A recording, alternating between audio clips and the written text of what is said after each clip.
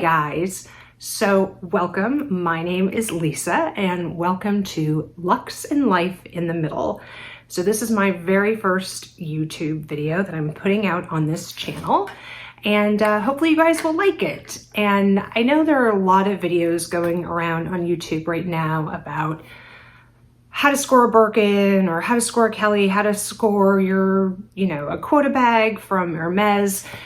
I thought I would share my story on how I scored my dream bag in Paris at the FSH store. So let's start out about almost exactly a year ago. I just had my birthday recently, and it was my birthday last year. We went out to dinner with my family, and my husband gave me a card, and inside it said, "Your birthday present is a Birkin from Paris." He told me that he had gotten us an appointment in September with the FSH store.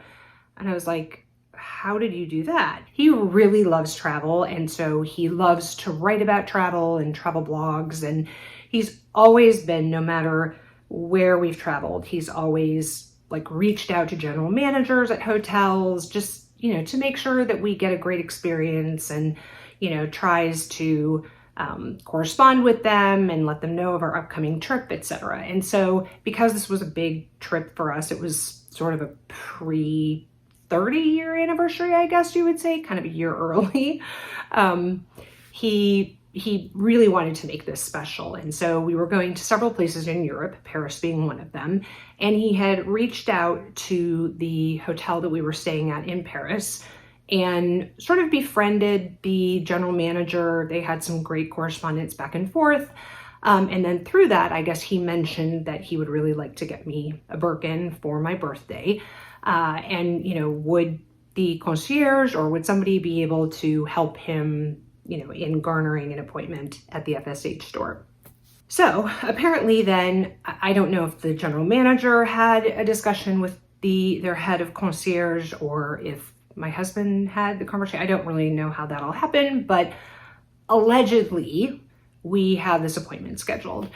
And so he told me about it again. I was very excited and I was super happy, but I said to him, and I know this is going to come off like I was not appreciative and that I was doubting him. But if you guys are into this whole Paris thing and whatever, that it's not any appointment, right? You have to have a leather appointment or it's not going to matter. I mean, I'm sure that there are people who, are able to get appointments with an SA at FSH that they've had contact with, over previous years or whatever. But that's not the same as having a leather appointment. So I said to him, okay, that's so great, honey. That's amazing. Can you just confirm that it's a leather appointment? And so my husband reached out to the concierge and, just to say thank you. And could you just, confirm please that it is with the leather department? My wife has told me that, in order to try to get a bag, it has to be with the leather department, and that normally appointments with the leather department you're only able to get through this lottery system. Nothing. Crickets. There was no response from the concierge. So I'm like, okay, so maybe it's not what we were hoping it was. But like I said, we didn't hear anything back from him. Well, it turns out that the hotel was actually under renovation. And so actually the concierge had been furloughed for a temporary amount, for a short amount of time while the hotel was in renovations, because it was closed. It was completely closed for renovations. Obviously, it kind of makes sense. Travel had not opened up yet within France, and it certainly was not open to the United States yet. And so, kind of a perfect time to renovate your hotel. So because my husband had reached out then to the general manager to say, hey, I've been trying to reach the concierge and he hasn't responded to me. And then that's when my husband found out from the general manager of the hotel that the concierge indeed had been furloughed. And so, obviously probably wasn't checking email, that kind of thing. So, okay, so I just kind of put that little bit of doubt to the side, and I figure, you know, we'll figure it out. Now, the hotel was actually literally opening, I think it was September 1st, and we were scheduled to arrive, I think, if I'm remembering correctly, like around the 9th or something, somewhere like that. Not very long. I think like literally a week after the hotel was scheduled to open. And so another one of my fears was like, this hotel may not even really be open. And if that's the case, then how is this appointment going to work? It was just all those questions. So my husband assured me, he's like, it's absolutely going to be open. You know, don't worry about it. I'm not concerned about our reservations, whatever. So I'm not going to lie. My husband would tell you that I am a glass half empty person in general. So my skepticism of whether or not we were really going to get an appointment was pretty high at this point. I'm not going to lie. As much as I wanted it to be true, I was concerned, right? I mean, we weren't hearing anything back from the concierge. He wasn't saying anything. Anyway, so I told my husband when we got to Copenhagen, I explained the whole lottery system and how it works and how, you know, you go online, it has to be on your phone and you have to have your passport number and you do it. And so I said, just so you know, like, I'm not leaving my Birkin hopes in the hands of this alleged appointment. Like, we're going to go through the lottery system too. Like, if God forbid, because our appointment wasn't until really close to the very end of our stay in Paris. And I thought, if I waste all this time while I'm there and not try to get an appointment through the lottery system, and then it turns out that this appointment was just with like some random essay and just not for what we were hoping it was for, like I couldn't leave that chance. So he's like, that's fine, I understand. And I said, you know what, like, maybe we'll get an appointment and maybe I'll end up getting 2 Birkins or whatever, a Birkin and a Kelly, who knows. So the night before we arrived for our first day in Paris, you know, we did the lottery system. So we were still in Copenhagen, but we, you know, put our names in, we both did it on our phones.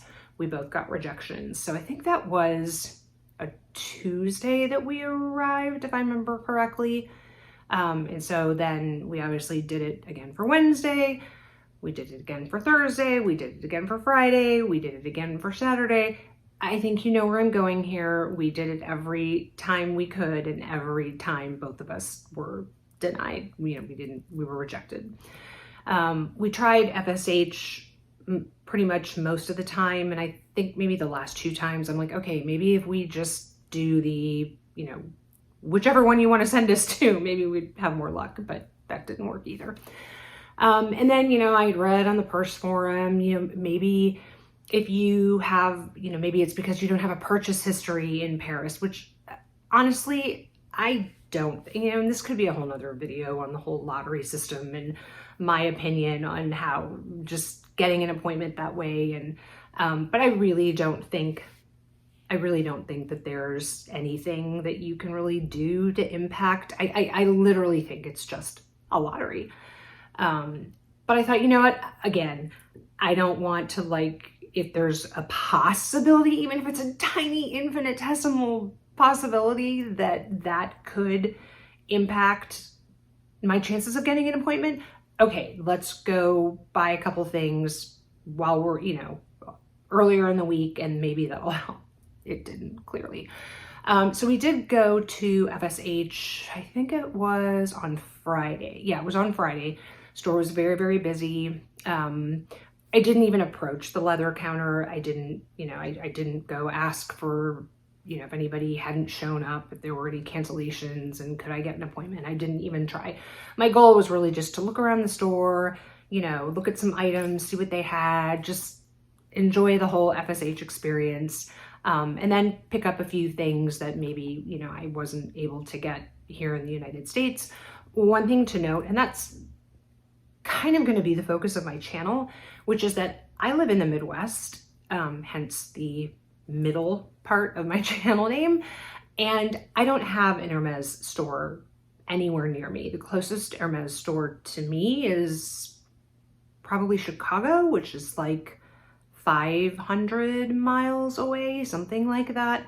I did purchase some at the Dallas location because I used to travel for work there. And so anytime I was in Dallas, I would go ahead and purchase there. But so anyway, I thought this was a good opportunity to, you know, try to pick up some pieces. So I picked up the O'Kelly necklace, you know, the one with like the little lock that has the little piece of leather behind it.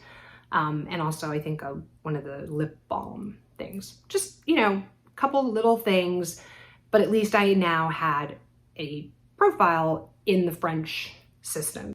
So even though she did look up my name in the system, she didn't see anything, she couldn't find me. So I felt good at least that I, you know, did purchase these things. So now I am in the system.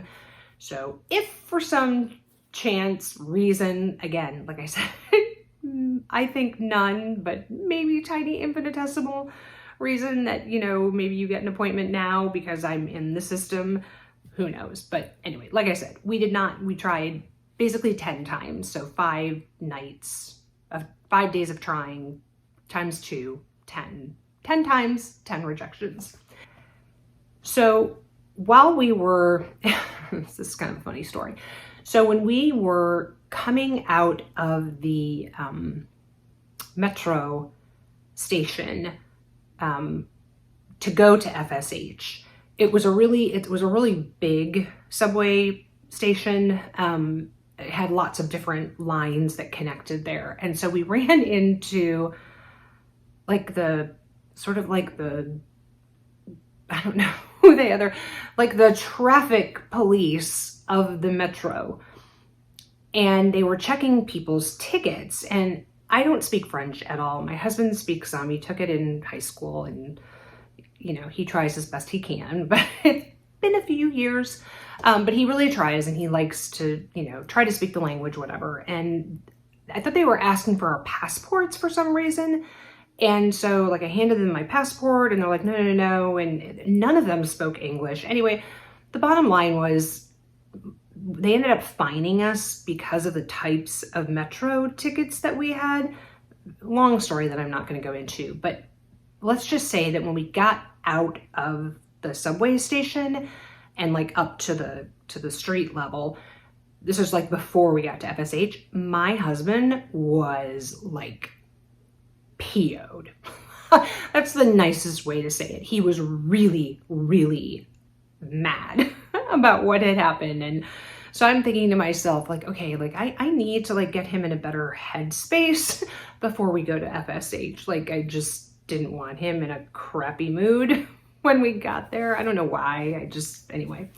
And so the reason why I'm telling you this story is because then, so we did whatever we did, you know, we went to FSH, bought a couple things, and then we went back to the hotel for their kind of like, they have sort of like happy hour in their club level, which we had access to.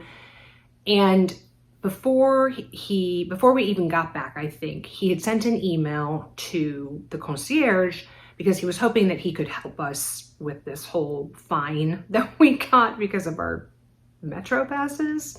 And in addition to that, I said, so this was on, sorry, I don't mean to like be kind of going back and forth here.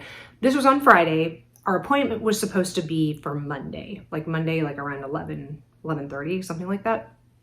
So I said to my husband, I said, can you please in your email, like, please ask him, like, because at this point we knew nothing. Like, am I supposed to ask for somebody? And I knew from reading on the Purse Forum that when you have a leather appointment, like you have a code that they give you. And when you go to the leather desk to check in, you give them that code. Well, we didn't have any code. We had nothing. Like, I again, very, very skeptical of this appointment that we were supposed to have. So I said to him, like, when you email him, can you please ask him, like, is there somebody we should ask for? Like, who should we go talk to when we get there? So we got back to the hotel, went upstairs to go have some wine and some hors d'oeuvres, that kind of thing. And my husband, I think, had gone to I think he had gone to the room. I don't remember, but I was up in the lounge myself, and the concierge came, and I was telling him about, he's like, hi, you know, I read your husband's email, you know, I'm so sorry that happened to you, you know, and he started telling me about all these stories of issues that he's had with the metro. And anyway, I think then my husband then came, and so we talked more about that or whatever, but radio silence when it came to the question about who we were supposed to connect with at FSH. Nothing. Like, he was literally, like, I know he read the email, right? Because he came up to talk to us about the issue with the metro, and yet he said nothing about the appointment. Like, it seemed so odd to me that we like kept asking him questions and he would never answer those questions. So like I said, at this point, I'm just like, you know what, this appointment, who knows, whatever. And so, you know, I'll be really honest. Like, I was kind of pretty, okay, I was disappointed. Let's not lie. Guys, Lisa from the future editing this video, which is way too long, and I apologize, but it's a long story and it goes chronologically from April to September. So I have a lot to say. So I'm splitting this into 2 videos. What you just watched is part 1.